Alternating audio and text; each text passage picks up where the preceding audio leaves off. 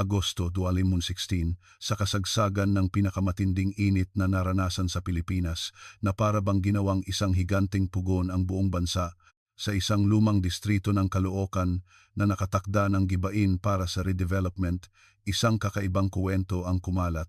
Ito'y tungkol sa isang lalaking parang hayop na nagbabantay sa isang gumuguhong bahay sa isang lugar na halos abandonado na. Ang pangalan niya ay Jose Reyes. Kahit na dumating ang demolition team o padalhan siya ng eviction notice mula sa korte, hindi siya natinag. Ang bagay na pinoprotektahan niya na parang buhay niya ay hindi pera o alahas. Ito ay isang magaspang at kakatuwang tarima na gawa sa pinagtagpi-tagping plywood at linoleum na nakalagay sa gitna mismo ng sala. Nagbubulungan ang mga tao sa paligid. Sinasabi nilang baliw na ang lalaking iyon na sinapian ng masamang espiritu, ngunit walang sinuman ang nakaimahina na sa ilalim ng tarimang iyon, sa malamig at kulay abong semento, ay nagtatago ang isang katotohanang naglaho 5 taon na ang nakalipas. Noong Mayo 2011, ang kanyang asawang si Susan Cruz ay lumabas ng bahay para kunin ang napanalunan sa paluwagan at hindi na muling nakita. Mula ng araw na iyon, bakit kaya isinara ng kanyang asawa ang pinto, pinutol ang lahat ng ugnayan sa labas at natulog lamang sa matigas na tarimang iyon? Sa panahong nagsisimula ng dominahin ng mga smartphone ang mundo, bakit pinili pa rin ng lalaking ito na gamitin ang luma niyang keypad na telepono sa loob ng 5 taon? At sa araw ng demolisyon, sa sandaling itaas ng mabigat na forklift ang tarima, kasabay ng malakas na paglagutok, isang nakakagulat na katotohanan ang sumambulat sa mundo. Ito ang pinakamalungkot na larawan ng ating panahon, isang obrang nilikha ng kahirapan, kahihiyan at baluktot na pagnanasa. Ang kakilakilabot at malungkot na dahilan kung bakit kinailangang mamuhay ng isang lalaki sa loob ng 5 taon na ang kanyang asawa ay nasa ilalim ng kanyang mga paa. Ang nag-aalab na katotohanang nakakulong sa malamig na bato ay malapit ng magising. Bago magsimula ang kwento, kung pipindutin ninyo ang subscribe button, makakatanggap kayo ng isang maningning na araw ngayon. Ang 1901 na gabing ginugol sa ibabaw ng isang libingan, ang kwento ng araw na iyon ay magsisimula na ngayon. Agosto 16, 3 AS ng hapon. Ang redevelopment area sa lumang distrito ng Caloocan ay parang isang higanteng pugon, ang alon ng init na umaalimbukay mula sa aspalto kung saan may heatwave warning ay nakakahilo at ang ramdam na temperatura ay lampas na sa 40 degrees Celsius. Ang mga tauhan ng demolition company ay tumayo sa harap ng kinakalawang na pintong bakal ng isang lumang bahay kung saan may huling residente pang nananatili. Mr. Reyes, alam naming nandyan ka sa loob. Huling abiso na to. Buksan niyo ang pinto, sigaw ng team leader, ngunit walang marinig na kahit anong ingay mula sa loob, kahit isang daga. Ang maririnig lamang ay ang nakabibinging huni ng mga kuliglig. Tiningnan ng team leader ang kanyang relo, napakibit balikat at sumenyas sa kanyang mga tauhan. Wala na tayong oras, ituloy na yan. Sa sandaling ibigay ang utos para sa sapilitang pagpapatupad, 2 malalaking tauhan ang humakbang pasulong, dala ang mabibigat na bareta. Ipinasok nila ang dulo ng bareta sa siwang ng kinakalawang na bisagra ng pinto at buong lakas na itinulak. KRRRAAK. Blag, sino yan? Anong ginagawa niyo mga tao kayo? Isang sigaw na parang atungal ng isang hayop ang sumabog mula sa dilim. Si Jose Reyes, na nakadipa ang mga braso, ay humarang sa daan na nanlilisik ang mga mata. Ang kanyang itsura ay halatang ilang araw nang hindi naliligo at ang buhok niya ay mamantika. Ito ang eviction order mula sa korte. Legal ang ginagawa namin, kaya tumabi kayo. Kinuha ng team leader ang isang lukot na opisyal na dokumento mula sa kanyang bulsa at itinutok ito sa harap mismo ng mukha ni Jose. Tiningnan ng namumulang mga mata ni Jose ang dokumento, ngunit ang kanyang paningin ay lumilipad sa kawalan. Umiling siya ng malakas na parang isang baliw. Hindi ako aalis. Hinding-hindi ko iiwan ang lugar na to. Sigaw ni Jose habang buong katawan niyang hinaharangan ang pasukan. ngunit itinulak siya ng malalakas na tauhan at pumasok sa loob. Pagkalagpas sa makipot na pasukan, sabay-sabay na napahinto ang mga tauhan pagdating sa sala. "Boss, ano to?" tanong ng isang tauhan na nauna na nakatakip ang ilong habang itinuturo ang gitna ng sala.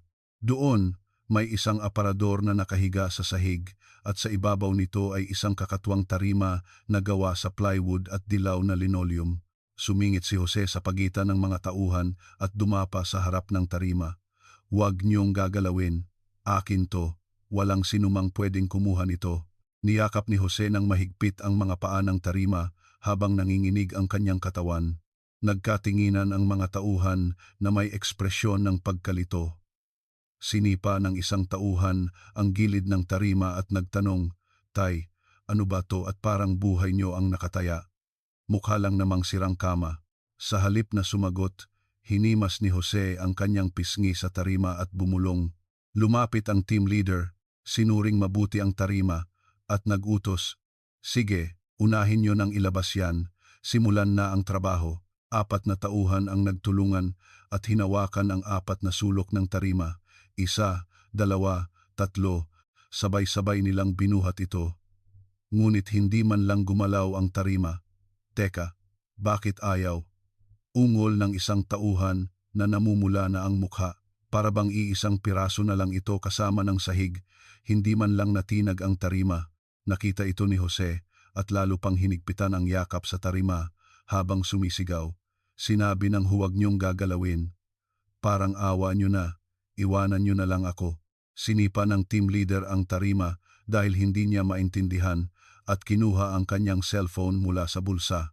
Pinindot niya ang isang speed dial number at nagsalita ng may pagkainis. "Hello Mang Berto, pakidala nga rito yung maliit na forklift. Hindi kaya ng kamay lang."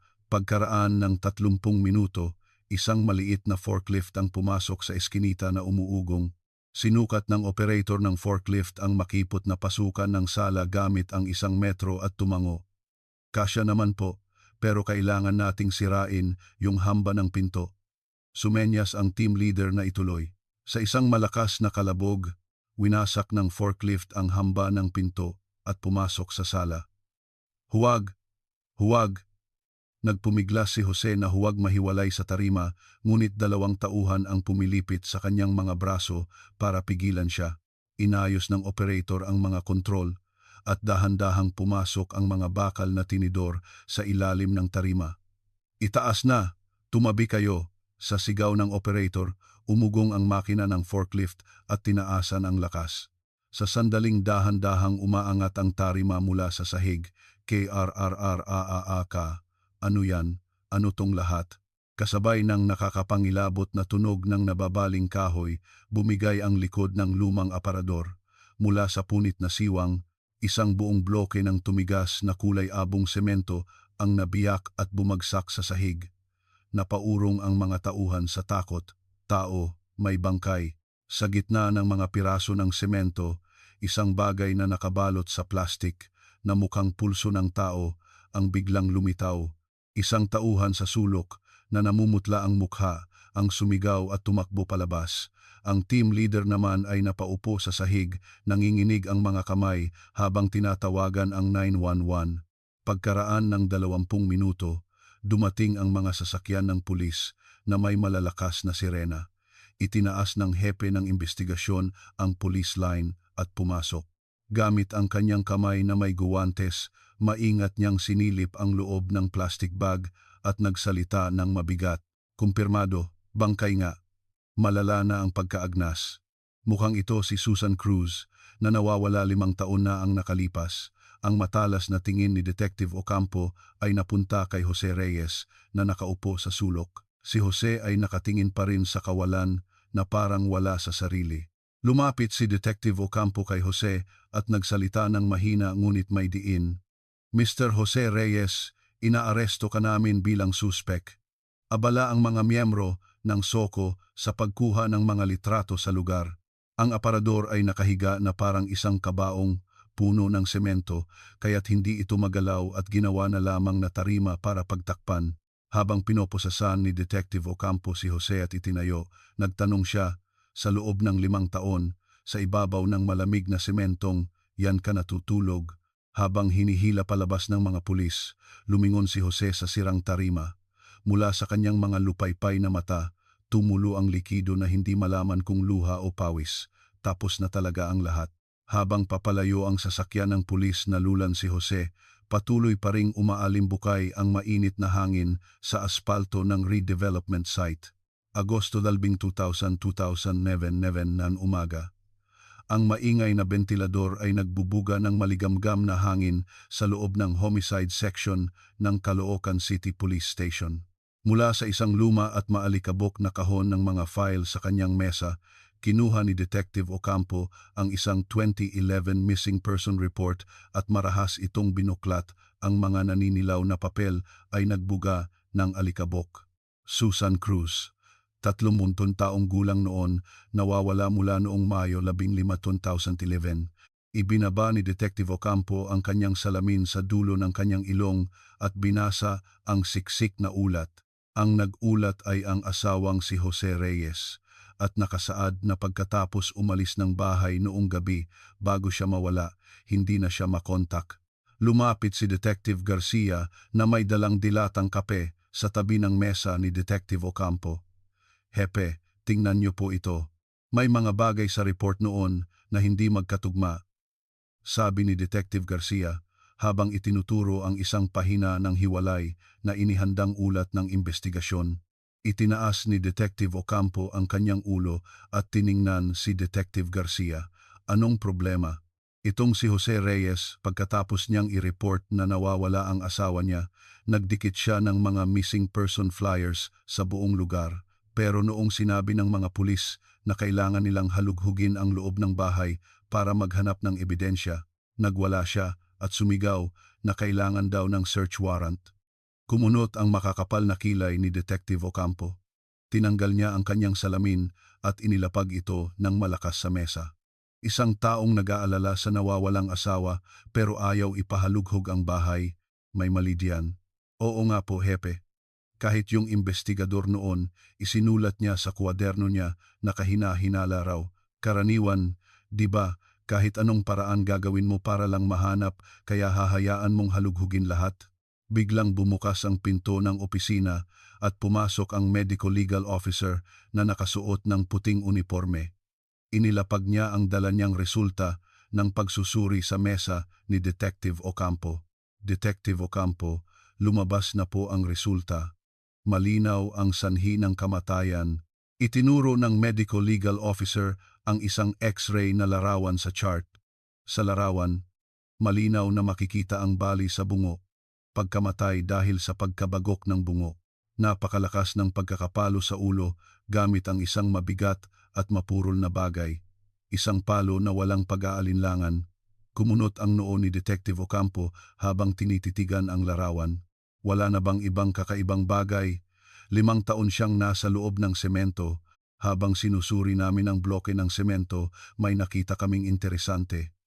Tingnan niyo po ito. Itinaas ng medical legal officer ang isang plastic bag na naglalaman ng isang piraso ng tela na kasing laki ng palad. Sa ibabaw ng lumang tela na may bahid ng kulay abong pulbos, malabong nakasulat ang mga itim na letra, ACOY 7ID. Hindi ito ordinaryong sako ng semento. Galing ito sa militar. Hindi ito mabibili sa mga hardware store. Nagkatinginan sina Detective Ocampo at Detective Garcia. Pinalo ni Detective Garcia ang kanyang tuhod at nagsalita. Hindi ba't dating sarhento si Jose Reyes? Bilang isang sundalo, madali para sa kanya na makakuha ng ganyan. Tinitigan ni Detective Ocampo ang piraso ng tela at bumulong, semento ng militar. Lumalaki ang kasong ito.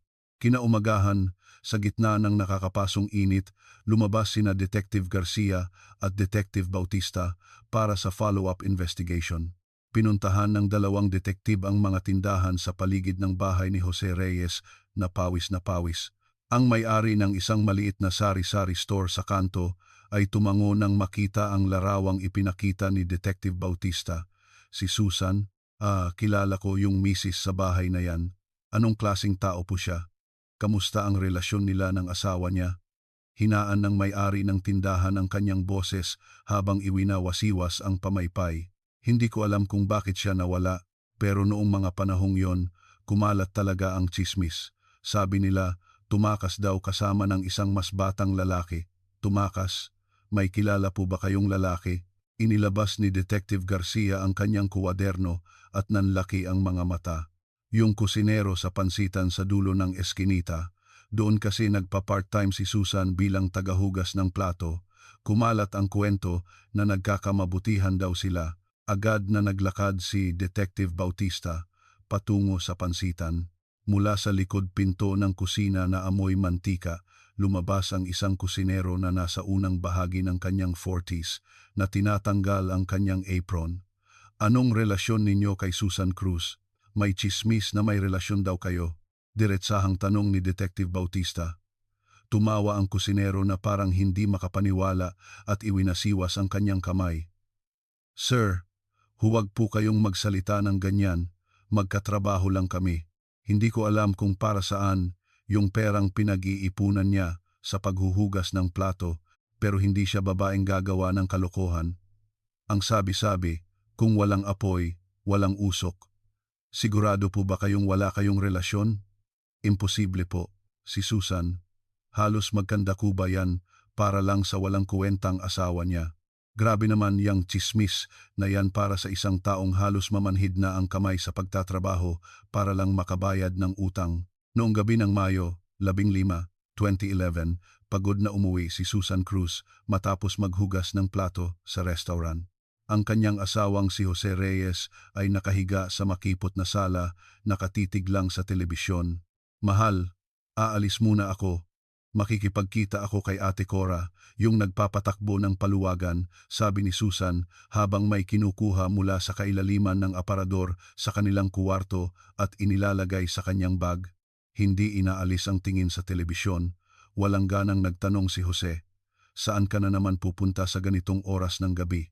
Ngayon ang araw ng bigayan ng paluwagan. Kukunin ko yung 1,000,000 at kalahating piso para mabayaran na natin yung mga kailangang bayaran. Alam mo ba kung magkano ang interes na binabayaran natin? Iwinagayway ni Susan ang luma niyang passbook sa harap ng asawa. Bumangon si Jose at kumunot ang noo. Pati ba naman yung savings account natin ginalaw mo para lang dyan, tapos kukunin mo pa talaga yan ngayon? Nagreklamo si Jose, ngunit hindi siya pinansin ni Susan at isinuot na ang kanyang sapatos. Narinig ang malakas na pagsara ng pinto at iyon ang huling tunog ng yapak na iniwan ni Susan sa mundo. Kinabukasan, pinuntahan ni Detective Ocampo ang isang boarding house sa probinsya kung saan tumutuloy ang anak ni Jose na si Mina Reyes. Sa harap ng makipot na gusali, isang babaeng nasa unang bahagi ng kanyang 20s ang lumabas na nag-aalangan. Si Mina ay matangkad at payat tulad ng kanyang ama, ngunit may malalim na lungkot sa kanyang mukha. Mina Reyes, alam mo ba kung bakit hindi ka pinapasok ng ama mo sa bahay niyo sa loob ng 5 taon? Tanong ni Detective Ocampo sa pinakamalumanay na boses na kaya niya. Yumuko si Mina habang kinakagat ang kanyang mga kuko at sumagot. Sabi niya, binabantayan daw ng mga pinagkakautangan namin ang bahay. Kung uuwi raw ako, baka pati ako, saktan nila. Delikado raw kaya huwag na huwag daw akong pupunta. Nanginginig ang boses ni Mina. Kaya sa loob ng 5 taon, ni minsan hindi ako nakapasok sa bahay. Tumango si Mina, ngunit pagkatapos ay kinagat niya ang kanyang labi at nangilid ang luha. Pero ang totoo, ginawa niya yon para itago ang bangkay ni Mama, diba? Nagsinungaling siya kahit sa akin. Tumulo ang mga luhang matagal na niyang pinigilan. Tahimik na inabutan siya ni Detective Ocampo ng panyo. Samantala, sa interrogation room ng Caloocan City Police, mabigat ang hangin. Si Detective Ocampo ay nakaupo sa harap ni Jose Reyes na pinaghihiwalay ng isang malamig na bakal na mesa. Si Jose, na nakaposas, ay walang tigil sa pagkuskus ng kanyang mga kamay at paggalaw ng kanyang mga mata. Mr. Reyes, paano namatay ang asawa niyo? Magsabi ka ng totoo, hindi po ako ang gumawa niyan. Ang asawa ko. Nagpakamatay po siya. Dahil sa mga utang, sobrang nahirapan siya kaya. kaya hindi ka nag-report at sa loob ng bahay mo siya inilibing? Kung nag-report po ako, darating ang mga pulis at magkakagulo. Malalaman din ng mga pinagkakautangan. May maliit pa akong anak. Kinuha ni Detective Ocampo ang isang plastic na supot mula sa kanyang bulsa at inilapag ito sa mesa. Sa loob ng transparent na supot ay may isang piraso ng sako ng semento na may nakasulat na ACOI 7ID. Paano mo ipapaliwanag ito? Isang piraso ng sako ng semento ng militar na nakuha mula sa sementong tumatakip sa bangkay. Biglang namutla ang mukha ni Jose Reyes. Ang kanyang tingin ay napako sa ebidensya at nanginginig. Yan ay, supply officer ka sa unit mo noon, di ba? Ang isang tagalabas ay hindi makakakuha niyan, pero bilang isang supply officer, madali lang para sa'yo na maglabas niyan. Pinaghandaan mo to, di ba? Kinagat ni Jose ang kanyang labi hanggang sa dumugo ito.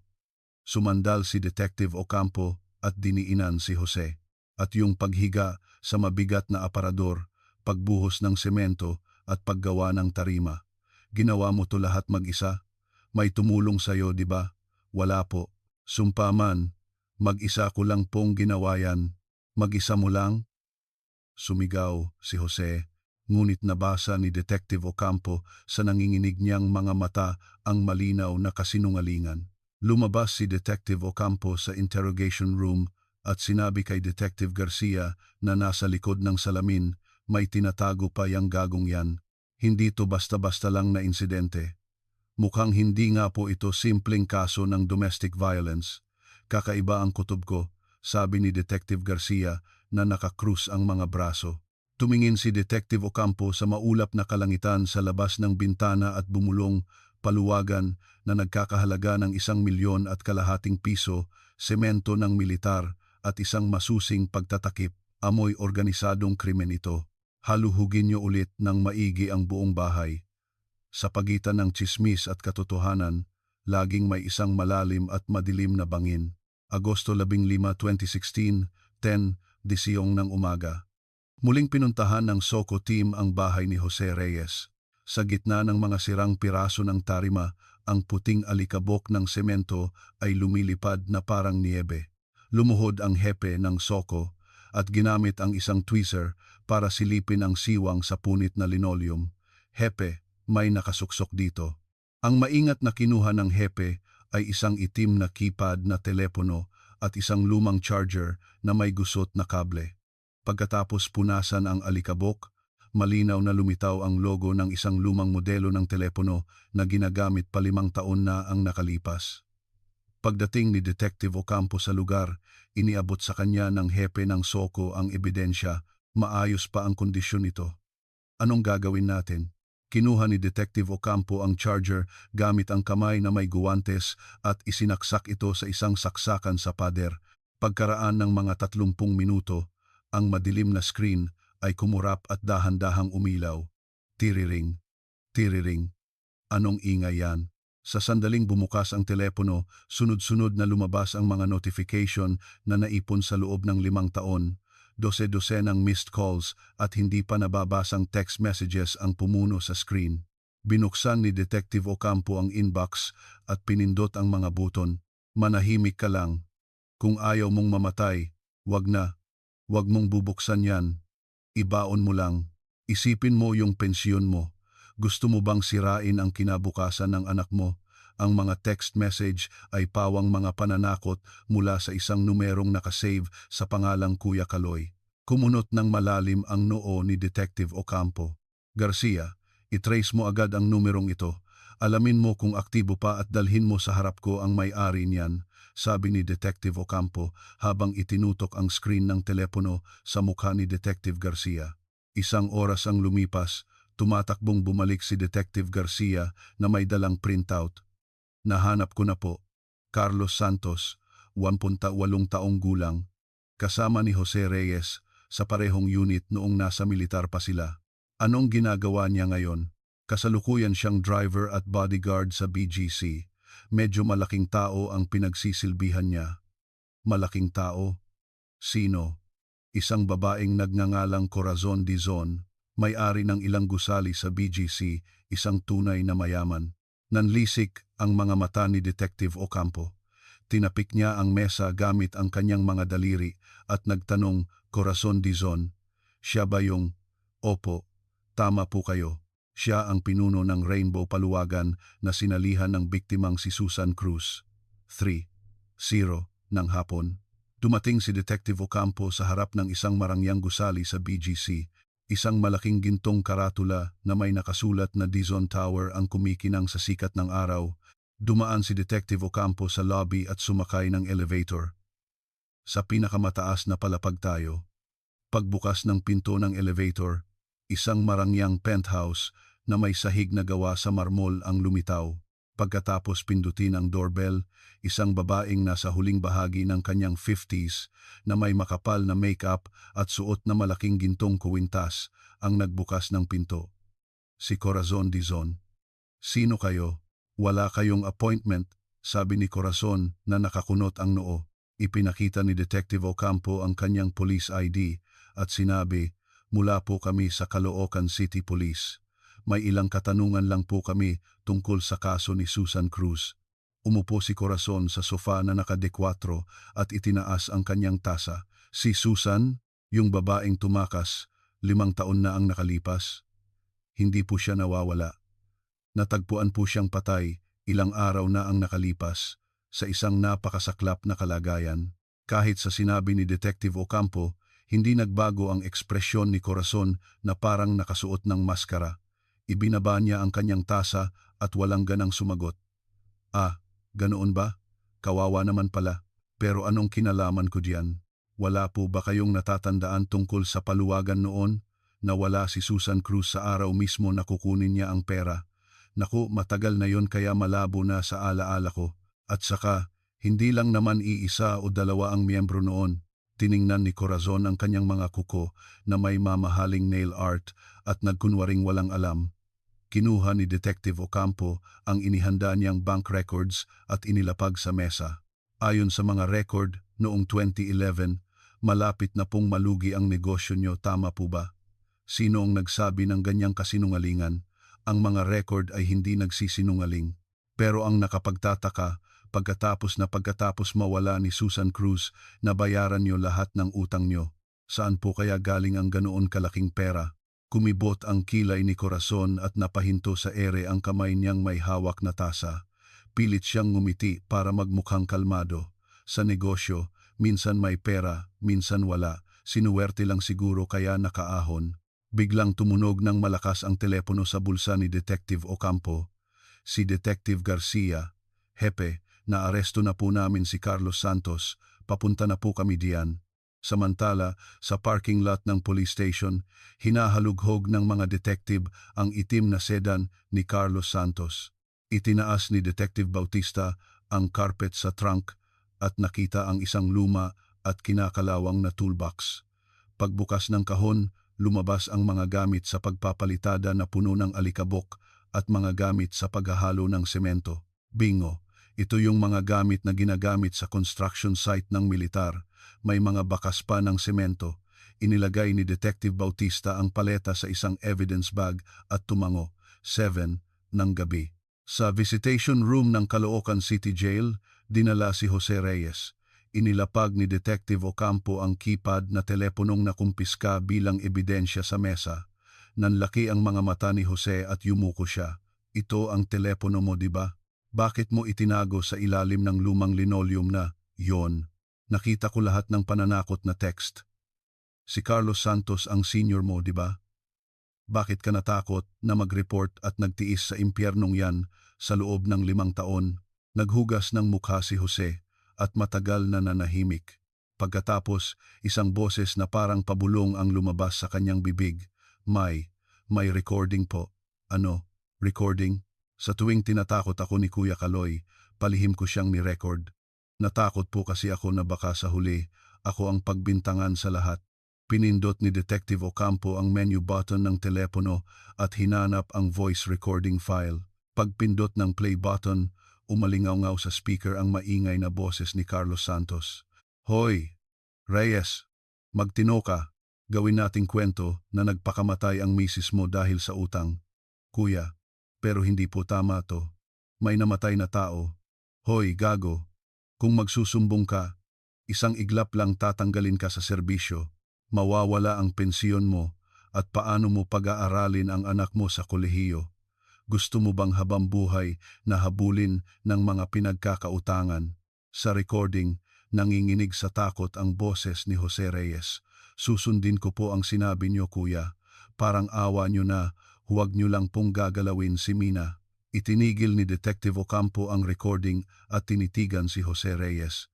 Sa mga mata ni Jose, malinaw na makikita ang sakit at pagsisisi na itinago niya sa kanyang puso sa loob ng 5 taon. Maaaring hindi ikaw ang direktang gumawa ng krimen, sabi ni Detective Ocampo sa mas malumanay na boses. Ikinubli ni Jose Reyes ang kanyang mukha sa kanyang mga kamay at humagulgol, kapag nawala ang pensyon ko sa militar, si Mina, hindi ko kayang sirain ang kinabukasan ng anak ko. Pero ang pagtatakip sa katotohanan at pagtatago ng bangkay ay isang malinaw na kasalanan. Dahil sa duwag mong desisyon, ang asawa mo ay nanatiling nakakulong sa malamig na sahig na bato sa loob ng 5 taon. Malakas na umuga ang mga balikat ni Jose. Tumayo si Detective Ocampo mula sa kanyang upuan at inayos ang kanyang damit. Ngayon, kailangan na nating hulihin ang tunay na demonyo. Agosto 17, 2016, umaga. Malamig at tuyo ang hangin sa autopsy room ng National Bureau of Investigation. Sa ilalim ng maputlang ilaw ng fluorescent lamp, maingat na pinaghihiwa-hiwalay ang mga bloke ng kulay abong semento na nakalagay sa isang mesa.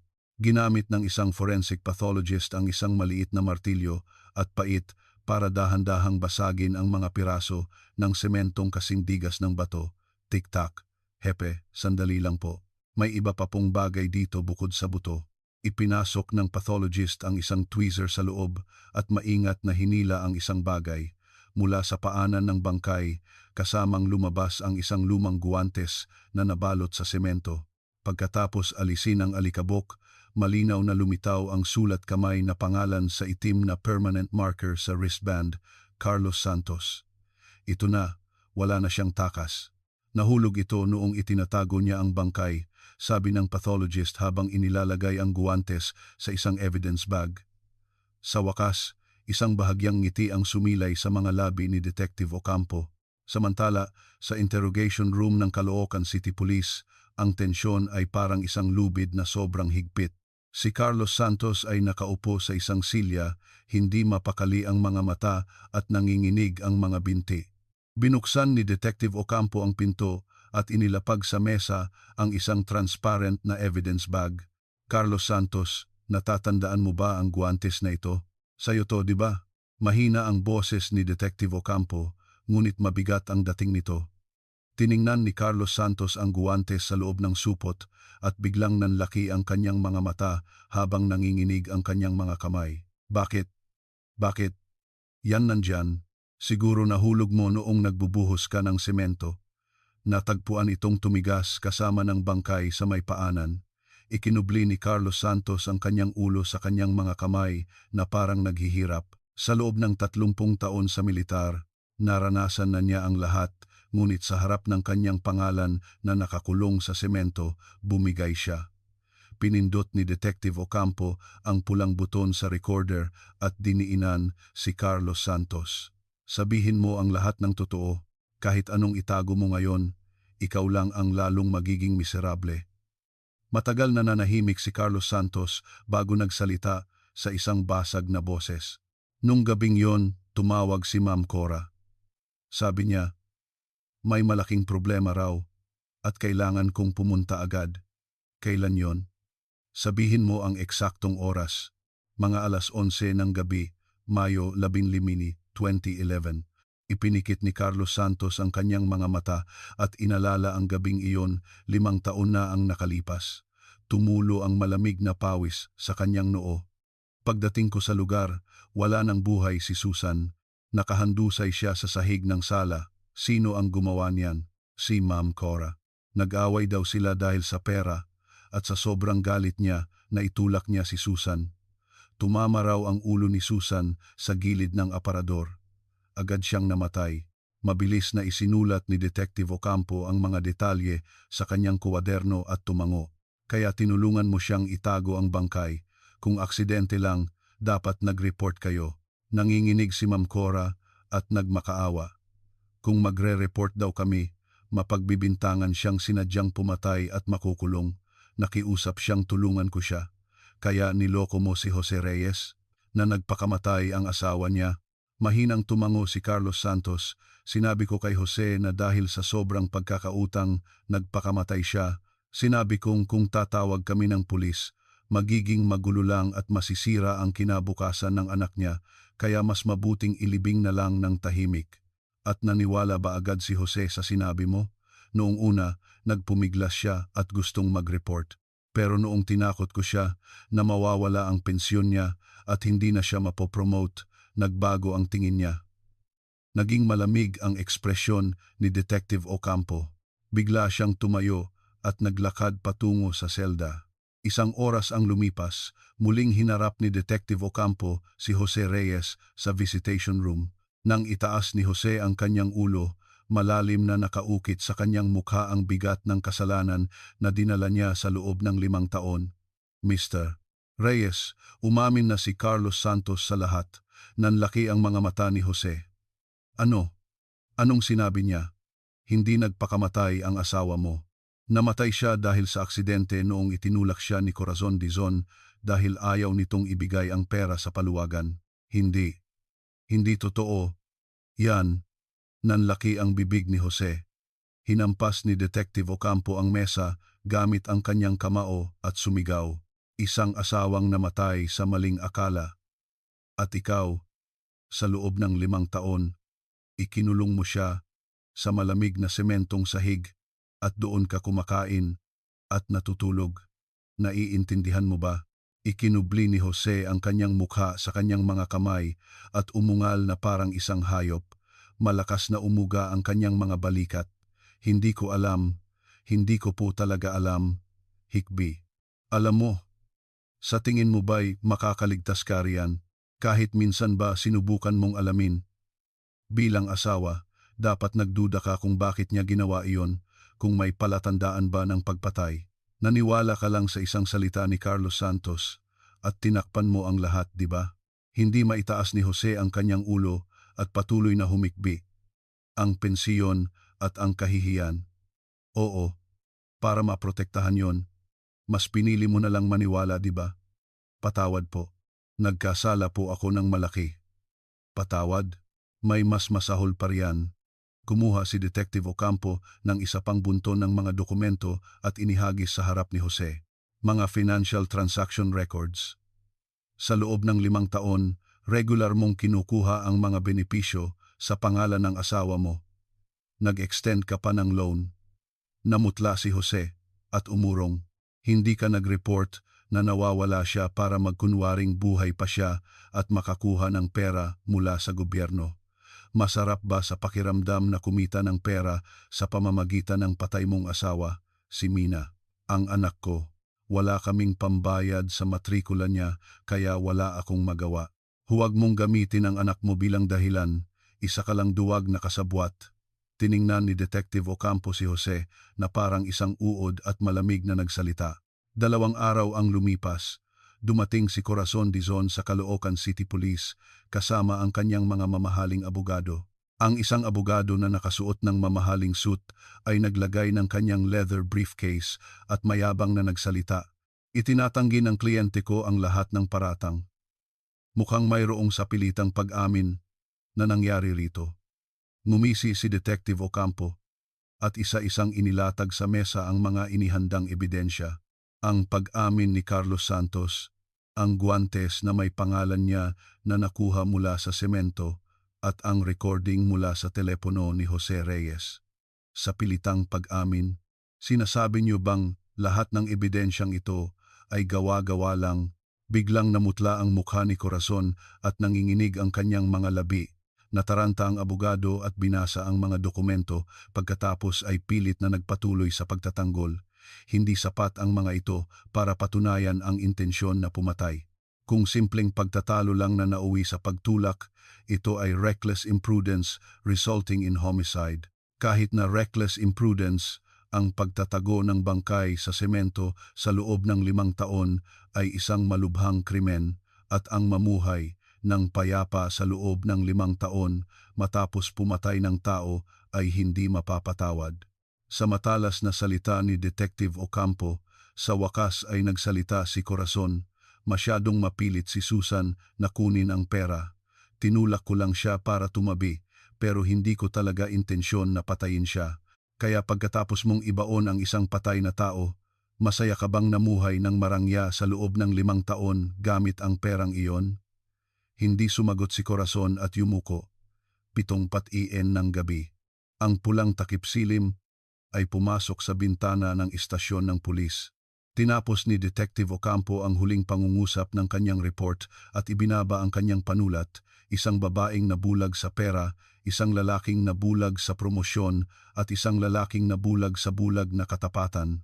Ang mga baluktot na pagnanasa ng 3 tao ang sumira sa buhay ng isang babae at nagkulong sa katotohanan sa mahabang 5 taon ng kadiliman. Lumapit si Detective Garcia na may dalang mga dokumento para pirmahan. Hepe, handa na po para sa pagsasampa sa piskalya. Si Corazon Dizon ay sasampahan ng homicide at concealing a dead body, si Carlos Santos ay obstruction of justice at si Jose Reyes ay concealing a dead body at estafa. Sumandal si Detective Ocampo sa kanyang upuan at bumuntong hininga. Hay, napakainit talaga ng panahon. Tara na, umuwi na tayo. Sa labas ng bintana, tuluyan nang lumubog ang pulang araw at muling nilamon ng dilim ang syudad. 5 taon na ang nakalipas, noong gabi ng Mayo 15 disaling 11, 10:00 ng gabi, ang makipot na sala ng bahay ni Jose Reyes ay puno ng maalinsangang hangin.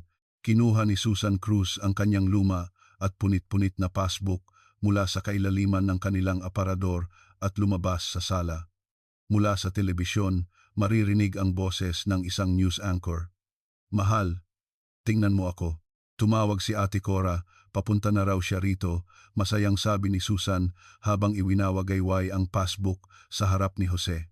Si Jose, na nakahiga sa sofa, ay sumulyap sa orasan sa pader. Sa ganitong oras ng gabi, pupunta siya sa bahay ng iba. Anong meron? May importante raw siyang sasabihin. Ngayon ang araw ng bigayan ng paluwagan, di ba?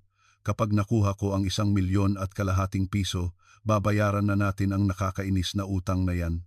Mabilis na naglakad si Susan papunta sa kusina, kumuha ng tasa at nagsimulang magpakulo ng tubig. Sa kanyang likuran, sa unang pagkakataon sa mahabang panahon, mayroong bakas ng pag-asa. Pagkaraan ng 30 minuto, isang doorbell ang bumasag sa katahimikan. Pagbukas ng pinto, pumasok si Corazon Dizon na nakasuot ng magarang damit at amoy ng matapang na pabango. Ngunit ang kanyang karaniwang mayabang na mukha ay mayroong madilim na anino. Ate, pasok po. Maupo po kayo. Nagtimpla po ako ng mainit na tsaa. Masayang inalok ni Susan ang tasa. Umupo si Corazon sa dulo ng lumang sofa at bumuntong hininga.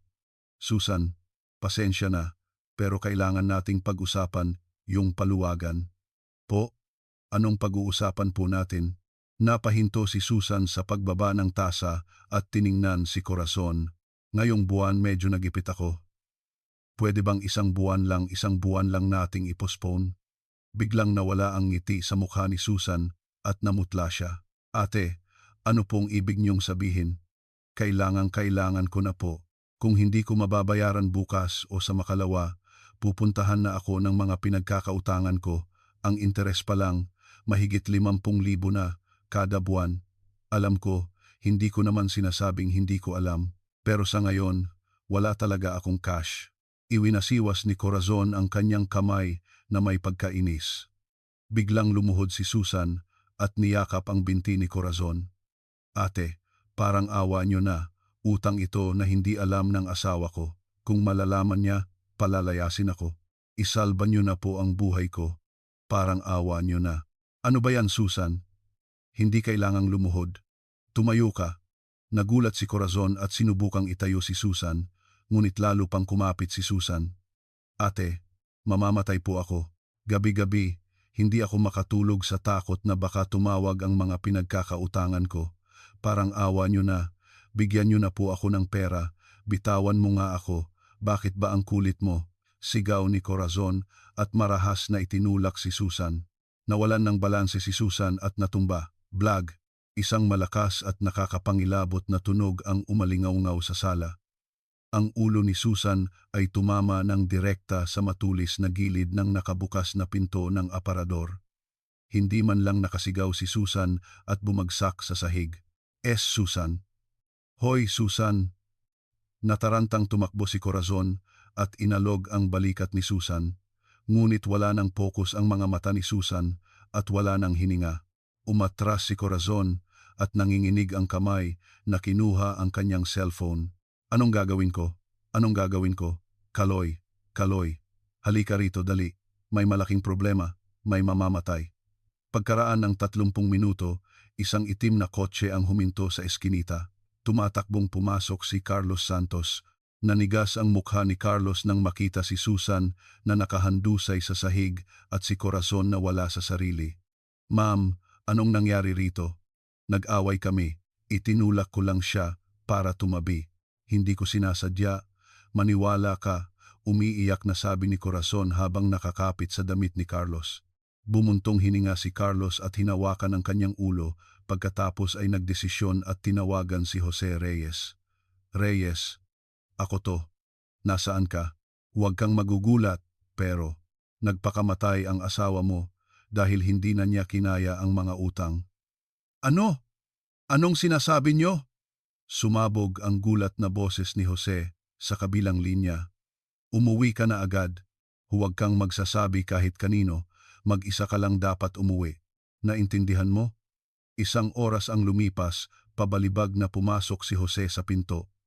Nang makita niya ang bangkay ng kanyang asawa sa gitna ng sala, nang hina ang kanyang mga binti, gumapang siya sa sahig at niyakap si Susan. Susan, mahal, anong nangyari? Gumising ka. Umalingaw-ngaw ang desperadong iyak ni Jose sa loob ng bahay. Lumapit si Carlos at mahigpit na hinawakan ang balikat ni Jose. Reyes, magpakatatag ka. Huli na ang lahat. Hindi. Kailangan kong tumawag ng pulis. Sinubukang kunin ni Jose ang kanyang cellphone mula sa bulsa. Hinablot ni Carlos ang kanyang kamay at matalim siyang tiningnan. Sandali, mag-isip ka muna. Kung magre-report ka, malalaman lahat ang tungkol sa utang ng asawa mo at ang anak mong si Mina. Kung pupuntahan siya ng mga pinagkakautangan hanggang sa eskwela, sino ang mananagot sa buhay niya? Kahit na, kailangan pa ring mag-report. May namatay na tao. Kung magre-report ka, tapos na rin ang serbisyo mo sa militar. Isang taong hindi man lang maalagaan ang asawa hanggang sa magpakamatay, paano ka pa mapopromote? Mawawala rin lahat ng pensiyon mo. Sa matinding pananakot ni Carlos, nagsimulang mag-alinlangan si Jose. Ang pera, ang karangalan, at ang kinabukasan ng kanyang anak. Ang mga makatotohanang takot na ito ay unti-unting lumalamon sa kalungkutan ng pagkawala ng kanyang asawa. Ilibing na lang natin siya ng tahimik. Siguradong ayaw din ng asawa mo na masira ang kinabukasan ng anak niyo dahil sa kanya. Ha? Sa huli, yumuko si Jose at mahinang tumango. Ang sandaling iyon ng katahimikan ang naging simula ng isang hindi na mababawing kasalanan. Pawis na pawis ang tatlo habang inihiga ang aparador sa sahig para magmistulang kabaong. Binalot nila ang bangkay ni Susan sa maraming patong ng plastik at ipinasok sa loob ng aparador. Binuksan ni Jose ang mga sako ng semento na palihim niyang inilabas mula sa construction site ng kanilang kampo at sinimulang ihalo sa tubig. Ang malagkit at kulay abong halo ay ibinuhos sa ibabaw ng katawan ni Susan. 4:00 ng madaling araw, bago pa man tumilaok ang manok, natapos ang malaimpyernong gawain. Nagmamadaling inayos ni Carlos ang kanyang mga gamit at umalis. Hindi namamalayan na ang kanyang basang-basang guwantes ay naiwan at nalibing sa semento. Hindi niya akalain na iyon ang magiging dahilan ng kanyang kapahamakan 5 taon ang makalipas. Kinabukasan, ang aparador na pinatigas ng semento ay naging isang halimaw na tumitimbang ng ilang tonelada. Hindi na ito kayang itayo o ilipat ni Jose ng mag-isa. Sa huli, tinakpan niya ang ibabaw ng aparador ng plywood at nilagyan ng dilaw na linoleum para magmukhang tarima. At sa loob ng mahabang 5 taon, kumain siya at natulog sa ibabaw ng libingan ng kanyang asawa. Agosto 20, 2016. Isinagawa ang isang crime scene reenactment sa lugar. Sa labas ng police line, nagsiksikan ang maraming mamamahayag at residente. Si Jose Reyes, na nakaposas, ay nakayuko habang nakatayo sa harap ng dati niyang bahay. Nang makita niya ang modelo ng aparador na inihanda para sa reenactment, sumigaw siya at tumalikod. Hindi ko kaya. Hindi ko kayang tingnan. Garalgal ang boses ni Jose. Nang magkunwaring papasok ang isang pulis sa loob ng modelo ng aparador, lumuhod si Jose sa kinatatayuan niya at hinampas ang lupa habang humahagulgol. Ako ang dapat mamatay. 2 beses kong pinatay si Susan. Mahal, patawarin mo ako. Mula sa malayo, isang babaeng nakasuot ng sombrero ang nanonood, ang anak niyang si Mina na walang tigil sa pag-iyak. Ang matinding galit sa kanyang ama at ang awa na hindi niya kayang putulin ay naghalo sa kanyang puso. Kinagat ni Mina ang kanyang labi, tumalikod at nawala sa gitna ng mga tao. Sa lugar na iniwan niya, tanging ang malamig at mapanglaw na hangin ng redevelopment site ang umihip. Setyembre, dalian, 10:10 ng umaga. Mabigat ang hangin sa loob ng korte ng Caloocan City Regional Trial Court. Ang mga upuan ay puno ng mga mamamahayag at mga usyosong mamamayan. Sa utos ng court martial, pumasok ang hukom na may seryosong ekspresyon at biglang tumahimik ang lahat. Ang mga akusado, tumayo kayo. Sa utos ng hukom, dahan-dahang tumayo ang 3 tao mula sa kanilang mga upuan.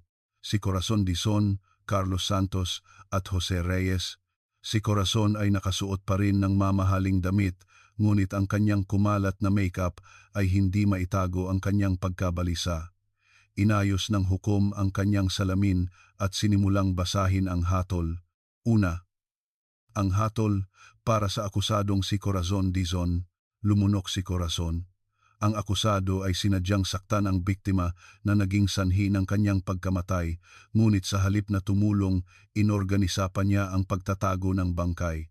Ang kanyang kasalanan ay napakabigat at wala siyang pinakitang pagsisisi, kaya't ang akusado ay hinahatulan ng habambuhay na pagkabilanggo, hindi maaari.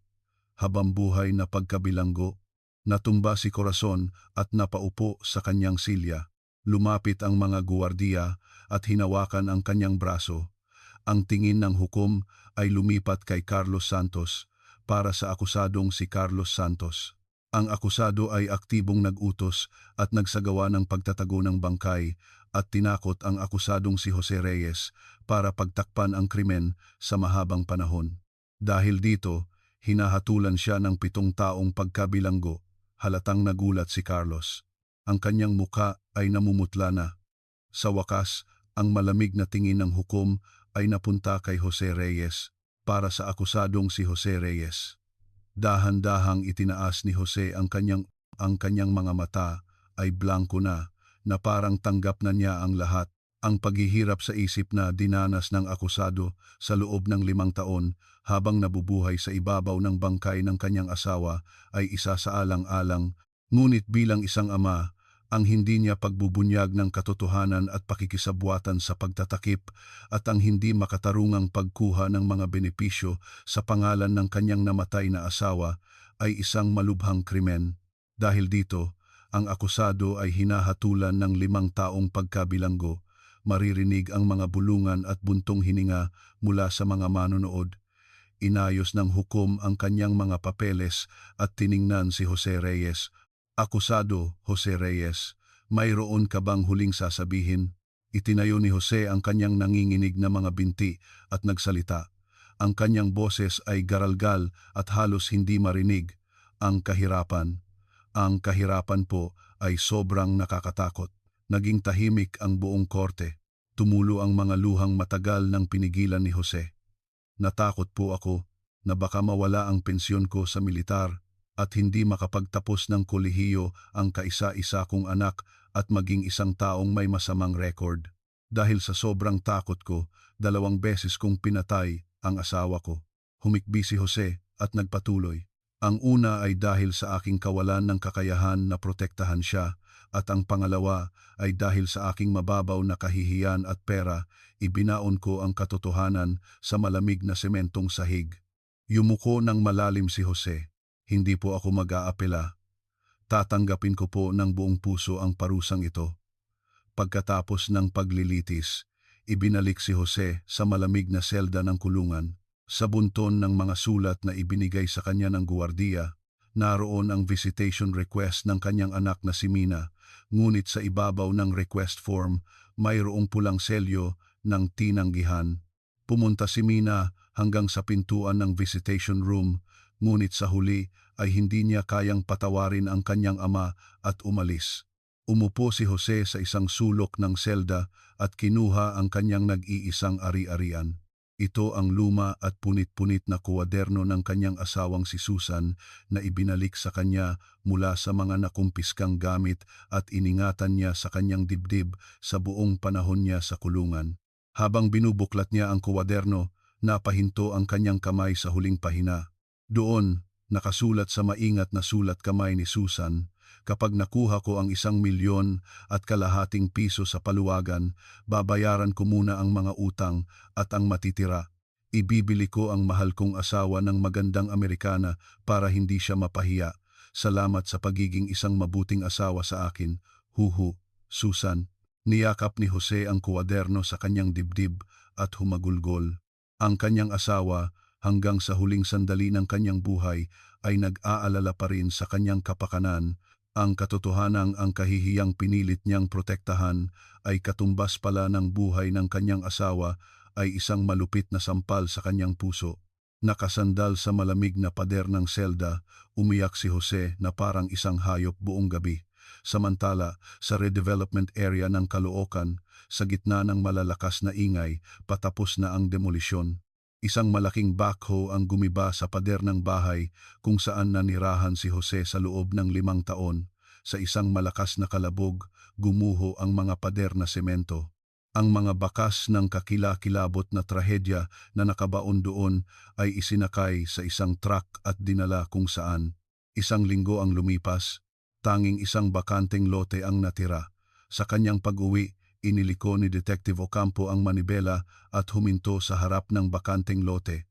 Binuksan niya ang bintana at naamoy ang alikabok mula sa lupa na dala ng hangin ng taglagas. Bumaba siya sa kanyang sasakyan at tumayo sa gitna ng lote. Hay, kung huhukayin lang, wala naman palang laman. Sa loob ng mahigit 30 taon bilang isang investigador, bihira siyang makaranas ng kaso na ganito kapait ang lasa. Kukunin sana niya ang isang sigarilyo mula sa kanyang bulsa ngunit napahinto, tumingin sa bakanteng lote at bumulong sa sarili. Ano bang meron sa pera at kahihiyan at ginagawang halimaw ang mga tao? Hindi lang ito problema ni Jose Reyes. Ito ay isang malungkot na larawan ng maraming ama sa panahong ito na hinahabol ng utang, dinadaganan ng bigat ng pagiging isang ama at nabubuhay para sa kahihiyan. Isang malupit na drama na nagpapakita kung hanggang saan kayang dalhin ng kahirapan ang isang tao sa pagiging miserable. Sinipa ni Detective Ocampo ang lupa at tumalikod. Sa susunod na taon, isang bagong apartment complex ang itatayo sa lugar ng trahedyang ito. Lilipat ang mga bagong pamilya at ang tawanan ng mga bata ang pupuno sa espasyong ito. Ngunit ang alaala ng kalungkutan na malalim na nakabaon sa lupa ay tila hindi na mabubura. Muling sumakay si Detective Ocampo sa kanyang sasakyan at pinaandar ito. Sa ilalim ng pulang takipsilim, ang maalikabok na hangin ng redevelopment site ay tahimik na kumakalat. Abril 5, 2017, 3:10 ng hapon. Ang redevelopment area ng Caloocan na nababalot sa alikabok ay sinisikatan ng mainit na araw ng tagsibol. Si Detective Ocampo, na isang buwan na lang bago magretiro, ay bumaba mula sa kanyang patrol car at tumayo sa harap ng isang lumang bakod ng construction site. Tinanggal niya ang kanyang sombrero para punasan ang pawis at bumuntong hininga. Grabe, Isang taon lang akong nawala, parang ibang mundo na to, bulong ni Detective Ocampo habang pinagmamasdan ang construction site. Matatayog na mga tower crane ang nakaturo sa langit at abala ang mga malalaking dump truck na umuugong. Ang lugar kung saan dating nakatayo ang bahay na pinilit protektahan ni Jose Reyes ay natabunan na ng makapal na sementong pundasyon. Dahan-dahang naglakad si Detective Ocampo sa tabi ng bakod. Sa gitna ng ingay ng construction, walang tigil ang tunog ng mga martilyo at makina. Ang balangkas ng apartment na umaabot na sa ika-6 na palapag ay nakatayo na parang isang higanteng kalansay. Habang papalapit siya sa isang sulok ng bakod, napahinto ang kanyang tingin. Ano yon?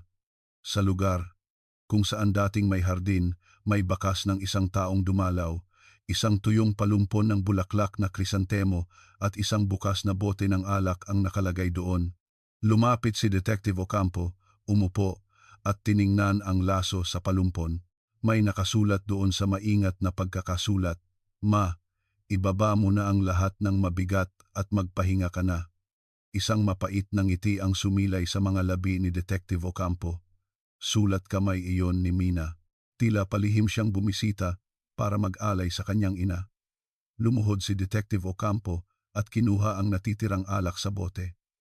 "Mrs. Cruz, huli naman, pero bumibisita po ako.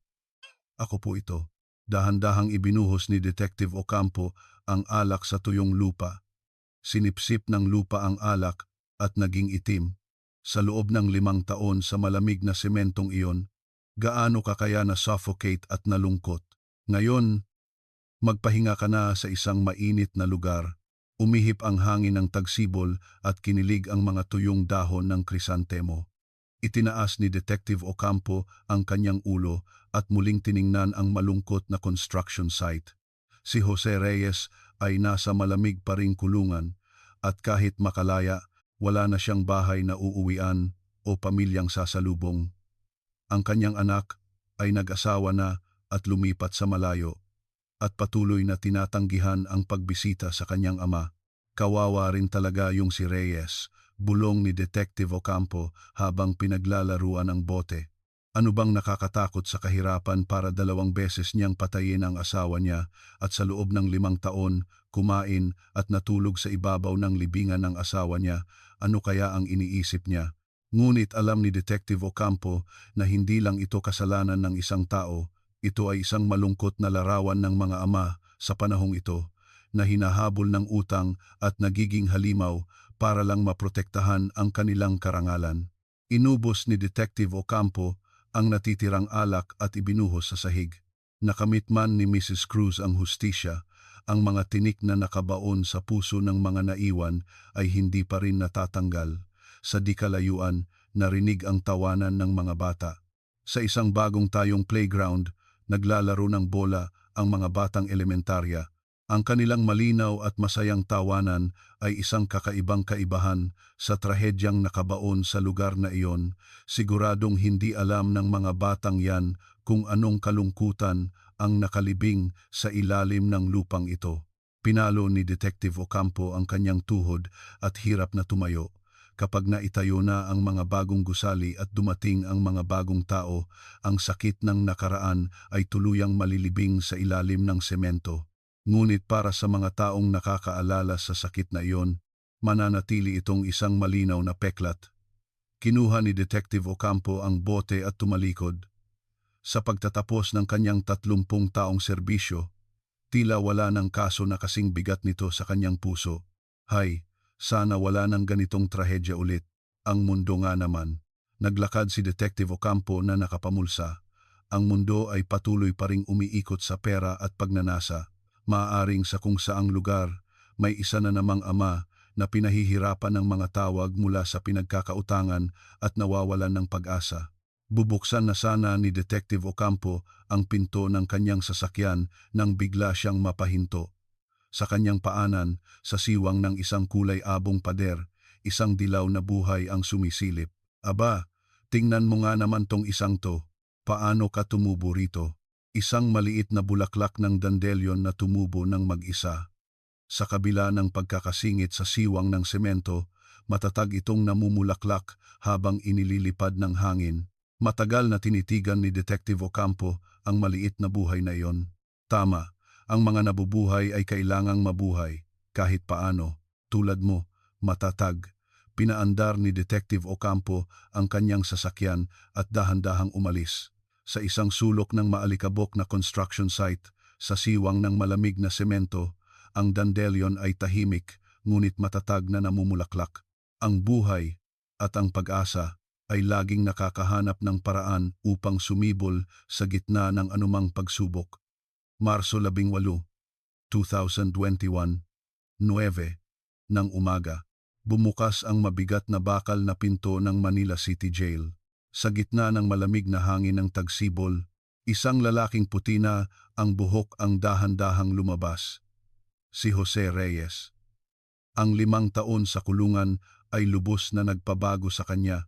Ang kanyang kulubot na mukha ay tuyo at isang lumang bag lang ang kanyang daladala. Sa harap ng kulungan, maraming sasakyan ng pamilya ang naghihintay sa mga pinalayang bilanggo, ngunit walang sinumang kumaway kay Jose. Haay! Bumuntong hininga si Jose at nakatitig sa kawalan. Ang kanyang mga paa na hindi alam kung saan pupunta ay nag-atubili saglit bago naglakad patungo sa sakayan ng bus. Nag-aalangan siyang nagtanong sa isang naglalakad, "Excuse me po, anong bus po ang papuntang Manila Memorial Park?" Ang kanyang boses ay mas mahina at garalgal kaysa 5 taon na ang nakalipas. 1 oras ang lumipas, bumaba si Jose sa bus at tumayo sa pasukan ng Manila Memorial Park. Ang parke, na sinisikatan ng mainit na araw ng tagsibol, ay payapa at tahimik. Sa harap ng gusali ng kolumbarium, inayos ni Jose ang kanyang sarili at huminga ng malalim. Pagkatapos alamin ang lokasyon sa reception, dinala siya ng kanyang nanginginig na mga binti sa 3 palapag habang naglalakad sa pasilyo na gawa sa marmol na pahinto ang kanyang mga hakbang. Susan Cruz. Sa likod ng salamin ng isang maliit na nitso, nakita niya ang nakangiting larawan ng kanyang asawa. Si Susan, sa kanyang kabataan 20 taon na ang nakalipas, ay mahiyain pa ring nakangiti sa larawan. Sa tabi ng larawan, may isang maliit na basket ng bulaklak na tila iniwan ng isang dumalaw. Idinikit ni Jose ang kanyang palad sa malamig na salamin at napaluhod. "Mahal, nakalabas na ako. Huli na ba ako masyado?" Nanginginig ang balikat ni Jose at ang kanyang boses. "Patawarin mo ako. Patawarin mo ako, Susan." Binuksan ni Jose ang kanyang bag at kinuha ang isang luma at lukot na kuwaderno. Ito ang kuwaderno ng kanyang asawa na ibinalik sa kanya mula sa mga nakumpiskang gamit at iningatan niya sa buong panahon niya sa kulungan. Idinikit niya ang kuwaderno sa salamin, ngunit ang salamin ay isang hindi maabot na pader na humaharang sa kanila. Hinaplos ni Jose ang salamin at humagulgol, "Habang tinitingnan ko ang kuwadernong ito, walang araw na hindi kita naisip. Sino ba naman akong tao para kahit sa kabilang buhay, yung Amerikana ko pa ang iniisip mo?" Tumulo ang mga luha ng pagsisisi sa salamin. Biglang may narinig siyang isang pamilyar na boses mula sa kanyang likuran. "Papa." Gulat na lumingon si Jose. Doon, nakatayo ang kanyang anak na si Mina, na malaki na. Karga niya ang isang 2 taong gulang na batang lalaki at sa kanyang ika-4 na daliri, kumikinang ang isang singsing sa kasal. "Mina." Gumalaw ang labi ni Jose, ngunit hindi lumabas ang kanyang boses. Seryoso pa rin ang ekspresyon ni Mina. Ang 5 taon na lumipas ay tila hindi pa sapat para maghilom ang galit at sugat sa kanyang puso. "Dumating ka para bisitahin si Mama. Alam kong darating ka," sabi ni Mina sa isang malamig na boses. Ang tingin ni Jose ay napunta sa batang karga ni Mina, ang kanyang apo, ang kanyang sariling dugo. Ngunit dahil sa bigat ng kasalanan, hindi niya kayang salubungin ang tingin nito at yumuko. "Anak ko ba yan?" "Ha? Anak ko yan. Mag-hello ka sa lolo mo," sabi ni Mina habang inaayos ang pagkarga sa bata. Yumuko si Jose at tumulo ang malalaking butil ng luha sa sahig. Hindi niya makayanan ang kahihiyan na maging isang lolo na hindi maipagmamalaki sa harap ng kanyang apo. "Patawad. Wala akong mukhang maihaharap." Matagal na tiningnan ni Mina ang kanyang ama bago nagsalita ng may diin. sasabihin ko ang totoo. Hindi ko pa kayang patawarin ka ng lubusan. Ang mga nangyari noon ay habambuhay kong hindi makakalimutan. Walang masabi si Jose at tumangulang. Pero kung si Mama ang tatanungin, kaaawaan ka niya. Biktima ka rin ng matinding kahirapan na yan. Si Mama kasi, sobrang bait hanggang sa pagiging tanga. Tiningnan ni Jose ang kanyang anak na may basang mga mata. Bumuntong hininga si Mina at idinagdag, kaya kumain ka muna bago ka umalis. Kung hahayaan lang kitang umalis, baka multuhin pa ako ni Mama sa panaginip ko. Sa boses ni Mina, mayroong isang napakaliit ngunit mainit na damdamin. Hindi ito isang ganap na pagpapatawad, ngunit ito ang pinakamababang antas ng awa na tanging pamilya lamang ang mayroon. Pinunasan ni Jose ang kanyang mga luha gamit ang kanyang magaspang na kamay at sumagot sa nanginginig na boses. Salamat, maraming salamat Mina, sumunod ka, may restaurant doon sa malapit. Naglakad si Mina na karga ang bata. Sumunod si Jose sa kanyang anak, ngunit hindi siya nangahas na tumabi at naglakad ilang hakbang sa likuran. Ang distansya ng kanilang mga puso ay kasing layo pa rin ng kanilang pisikal na distansya. Habang naglalakad sila sa parke, ang pulang takip silim ay nag-iwan ng mahabang anino sa kanilang likuran. Si Mina ay naglalakad sa unahan habang may ibinubulong sa bata at si Jose ay tahimik na sumusunod habang tinitingnan sila. Kahit walang usapan, sa unang pagkakataon sa loob ng 20 taon, pareho silang naglalakad sa iisang direksyon. Hindi ito isang ganap na pagkakasundo, ngunit ito ay isang sandali kung saan sumisibol ang isang maliit na pag-asa. Ang langit ay naging kulay kahel habang lumulubog ang araw. Sa mga bangko ng parke, ibang mga pamilya ang masayang nagkukuwentuhan. Ang tawanan ng mga bata ay maririnig sa hangin. Tinitigan ni Jose ang maliit na likod ng ulo ng kanyang apo at bumulong, gusto kong maging isang lolo na hindi niya ikahihiya. Ganoon ko gugugulin ang natitira kong buhay. Mula sa malayo, itinaas ni Mina ang bata at bahagyang ipinihit ito paharap kay Jose. Tinitigan ng bata ang kanyang lolo gamit ang kanyang malinaw na mga mata, ngumiti at isinubsob ang kanyang mukha sa dibdib ng kanyang ina. Sa unang pagkakataon, isang bahagyang ngiti ang sumilay sa kulubot na mga mata ni Jose. Sa daan ng parke na nagsisimula ng dumilim, isa-isang umilaw ang mga poste ng ilaw na nagbibigay liwanag sa kanilang daan. Ang mag-ama ay naglalakad pa rin na may distansya, ngunit hindi huminto ang kanilang mga hakbang. Walang nakakaalam kung kailan ganap na maglalaho ang distansyang iyon. Ngunit sapat na ang katotohanang naglalakad na sila ngayon sa iisang daan. Pagkatapos ng mahabang madilim na lagusan, sa wakas ay may maliit na liwanag na nagsimulang sumilay. Salamat sa pagsama ninyo hanggang sa dulo ng kuwento ngayon. Kung mag-iiwan kayo ng komento na maganda ang kuwento, malaking tulong po iyon. Naway mapuno rin ang inyong araw ng sarili ninyong liwanag at mga payapang sandali. Huwag po kalimutang mag-subscribe at i-like. Salamat po.